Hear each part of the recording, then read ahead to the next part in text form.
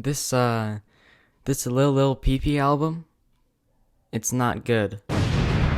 Lil PP is a very, very interesting man. I had can't even really call it a full beef, but I made a diss track on him because he was being an asshole towards everybody. He didn't make one back. I don't know why. I guess he didn't really have a lot of subject material, but that's besides the point. He DM'd me on Instagram recently. He told me he was a fan of my music reviewing series, and he wanted me to review his album, I Can't Get Abs. So, here I am today, September 30th, 2020, reviewing his album, I Can't Get Abs, and I'm going to go through the track list, track by track, and I'm going to explain why I think this album is so terrible. So let's get into it. Starting from the beginning of the album, we have the song Intro. It's just an intro. Can't even really call it a song. It's a minute long. So it features a chill and lo-fi beat, and I guess he kind of talks about what he's going to be talking about on this album, which is I Can't Get Abs. It's a bit murky and muddled, and there's a lot of empty space. It leaves the listener a bit confused, and it's very just, like, unintelligible to try and understand what he's saying. Like, he says the words, I can't get abs, and that's about as much as you can understand. Additionally, the background voices throughout the song are quite questionable because not only do they not provide much value to the intro itself, which is where he should be talking about what he's going to be talking about in the album, which he doesn't, but they're also very annoying and disturbing. Because even if this intro was talking about I Can't Get Abs, they would still be in the way and not providing any significance whatsoever. So that was bad. So I gave the song a 3 out of 10. Next up, we have the song Guess What? I Don't Care. And this features a long-ass intro. It's extremely long. It's roughly 2 minutes long. And there's a beat drop, and the intro still doesn't stop. One thing I will give this song is that the beat is pretty decent. It's got a lot of instruments in it, like trumpets and other things, and it's very nice and smooth, and I can always appreciate that. The background voices are also better, and they're not as annoying and unintelligible as the intro, which I can always appreciate once again. And then he finally starts rapping 2/3 of the way through the song, which is, I guess, not a new tactic that a lot of rappers do, but it's a very strange one nonetheless, and so it left me a bit confused and perplexed. He then proceeds to stop and start rapping again periodically at weird and inappropriate times, and it's not really clear what the topic of the song is. I mean, from the title, you can kind of get an idea, but it doesn't really match up with what is going on in the song. And it's just a really weird song, so I gave it a 2 out of 10.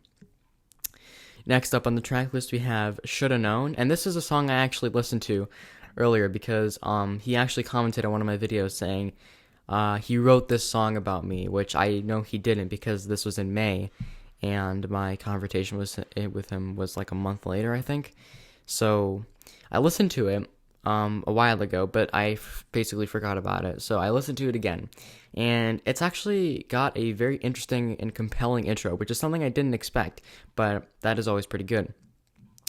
And then he ruins it all by the topic of the song. And listen, I understand that,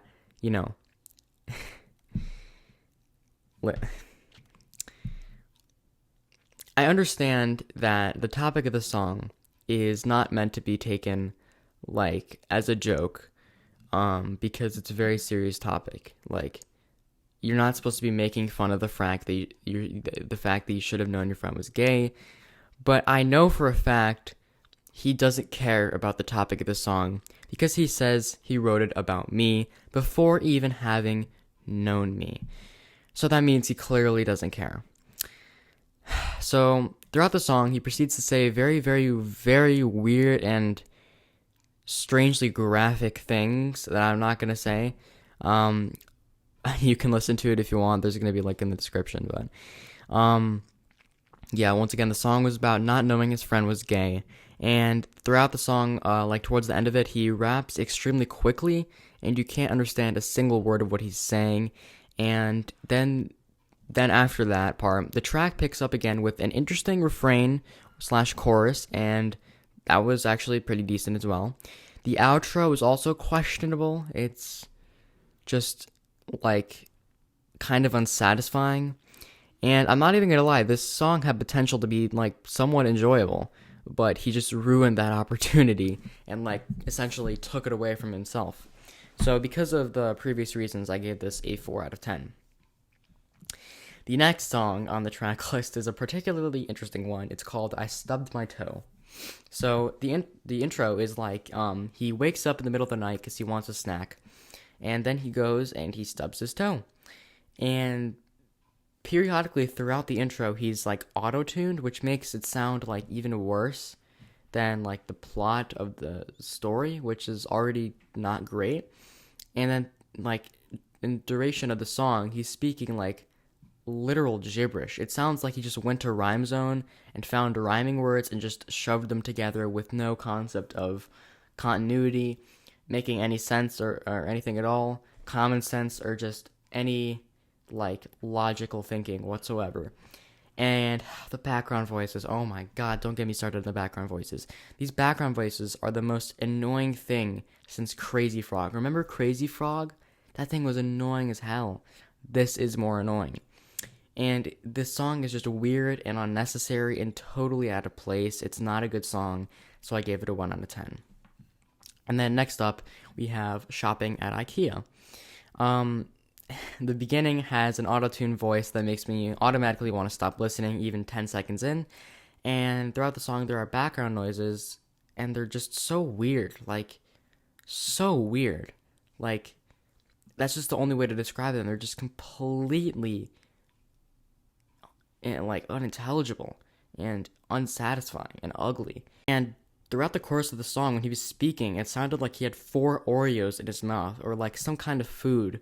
It sounded like he had a large quantity of some kind of food in his mouth, because it was not clear at all what he was saying, even when he was speaking relatively slowly.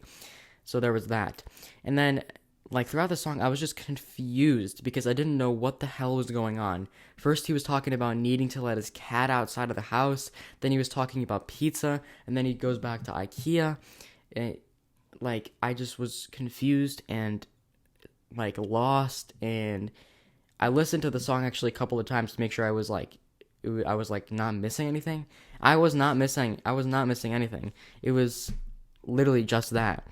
The song ends abruptly. It starts abruptly. It's just bad. It's a horrific song, so I gave it a 0 out of 10. The next song we have is called Real Ones Don't Own a Mirror.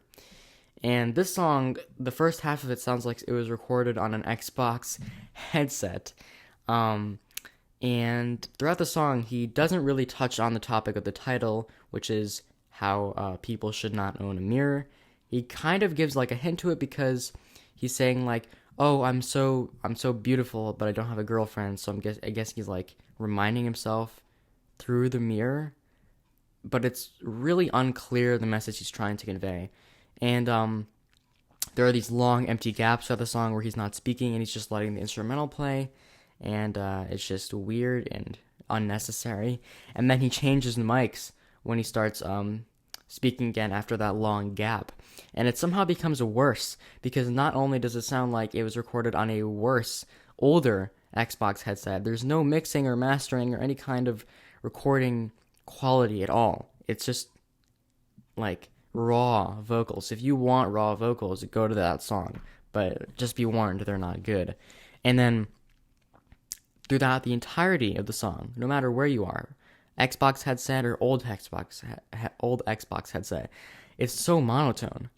It's just like he's speaking like this for the entirety of the entire song, and it is so boring it makes you want to fall asleep. And there's that. And throughout the second half of the song, he's slightly offbeat, just slightly, which made me consider if he was Blueface's protege and like student. That would be funny. And once again, for the second song in a row, this is a weird song and has an abrupt ending and abrupt start, and it's bad. So I gave it a 0 out of 10. The next song is Smoking Smarties. Oh my god. Okay, so it's actually slightly interesting at the beginning. And then he just starts, going back to his old ways of just like saying nonsense and continues to ramble throughout the song. He starts talking off beat. He's not singing or rapping. He's just speaking like I am right now to my computer. And it's just weird. He doesn't even talk about Smarties once throughout the entire song or even the concept of smoking. It's just like, what are these titles? What are these songs? What is going on? What is this album? So I gave it a 1 out of 10. The next song is I Hate Pollen featuring Joshua. And once again, the beat is pretty good. But then they start breathing and sneezing on the microphone. And then they devolve into just absolute nonsense.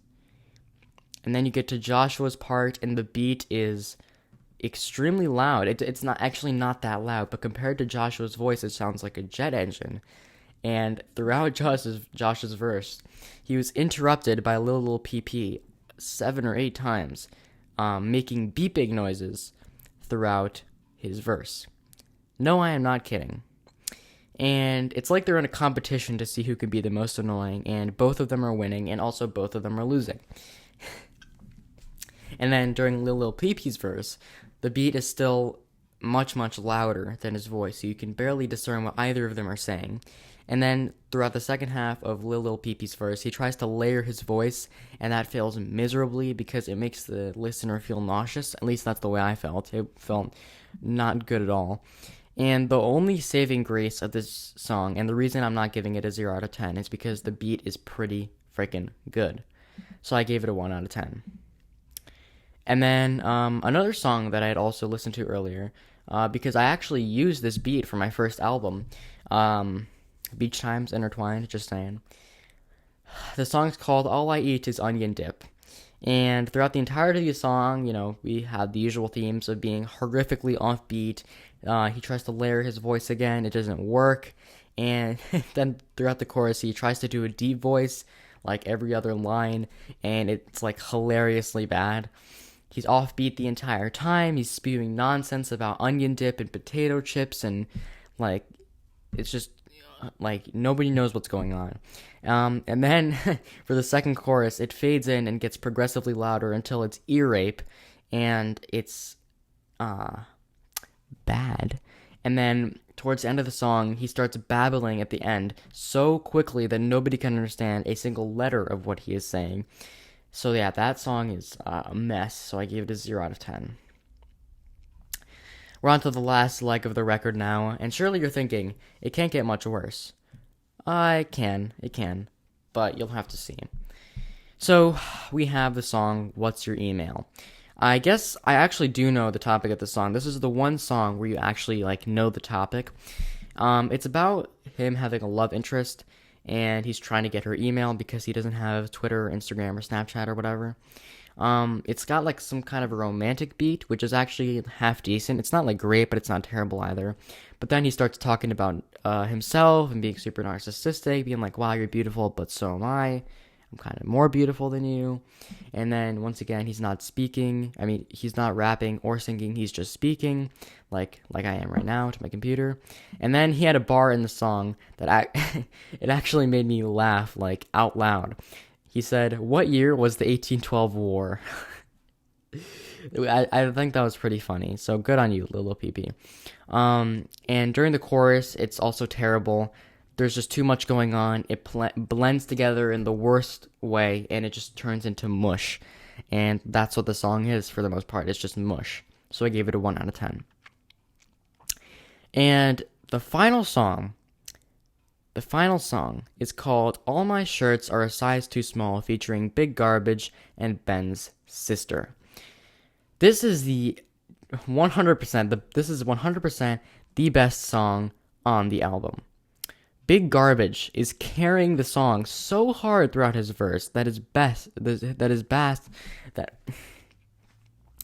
Big Garbage is carrying the song so hard throughout his verse that his back must hurt a lot. His verse was like, I might have to listen to it later to see like how actually good it was, but because of how bad Lil Peep performed in this album, his verse sounded like an Eminem feature. He has a really consistent, on-beat, easy to understand verse with good bars, and it's like you can understand the words that he's saying, and it's like amazing. I mean, it's not amazing, but compared to Lil Peep for the entirety of this album and Joshua, like it's amazing. And then Ben's sister comes in on the chorus, and she has a fantastic voice. She provides great vocals for it. And then Lil Peep comes in and just ruins the whole song with a bland and monotone verse about whatever the hell he's talking about, because you can't understand anything. If you only listen to the song without Lil Peep in it, it's actually pretty good. So that's how I judge this song. I give it a 5 out of 10. Yeah. So we've made it through. So I'm now going to give my overall thoughts. This is a collection of terrible, randomly placed, out of order, unmixed, badly recorded, horrific quality, inconsistent, ugly, unsatisfying, and unintelligible songs. I'm not even saying that just because I dislike him as a person. This is genuinely some of the worst music I've heard in a very long time. The only good song was All My Shirts Are a Size Too Small, and that was only because of the decent quality features on it. The rest of the album is just not good at the best of times, and unbearable at the worst of times. It's so bad, it's good, and then it goes right back to being bad again. It's so bad, it's genuinely impressive how bad it is. I'm at a loss for words. So I'll just end it like this. I'll end it the same way I started. This Lil Peep album is not good.